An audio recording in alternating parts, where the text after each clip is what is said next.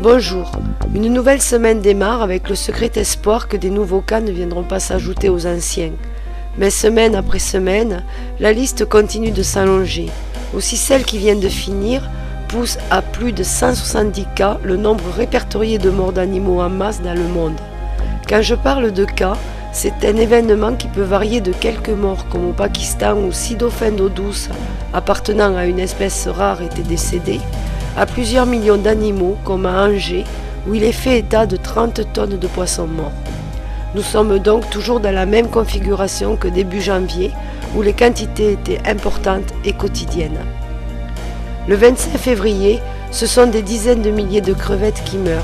Et là, pour une fois, la raison est apparente, même si elle est difficile à comprendre et à interpréter. Les témoins oculaires rapportent que les animaux sautaient hors de l'eau, leur donnant l'impression d'un suicide de masse. Il semble que certaines crevettes puissent survivre hors de l'eau et que d'autres savent sauter, ce qui pose souvent problème aux propriétaires d'aquariums. Donc la question est double, car si la variété de crevettes qui a trouvé la mort en sautant hors de l'eau l'a fait volontairement, qu'est-ce qui les a poussées à mourir? Est-ce, comme certains le pensent, un sacrifice pour nous montrer à nous humains qu'il y a urgence et que sans réaction de notre part, nous allons nous aussi être voués à disparaître? Ou bien si ces crevettes sont des sauteuses, que fuyaient-elles pour agir toutes dans une seule et unique volonté, celle de quitter l'eau? Il y a peu, c'était le même scénario qui s'était produit avec des poissons. Les pêcheurs présents sur les lieux avaient tous témoigné de la volonté manifeste de ces animaux de quitter les eaux. Ne sachant pas sauter, ils se hissaient tous au-dessus de la surface. Ils agonisaient avec le corps à la verticale, signe de fuite, car sauf erreur, un poisson cherche l'oxygène dans l'eau et non dans l'air, étant 100% aquatique. Doit-on en conclure qu'il se passe quelque chose sous l'eau et que nous pourrions avoir quelques indications avec le dernier séisme de Hawaï à Honolulu? En effet, ce n'est pas tant l'intensité qui est étonnante, mais les commentaires liés à cette secousse.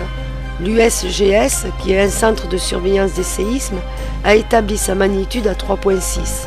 Pour vous donner un ordre d'idée, seulement quelques personnes l'ont ressenti.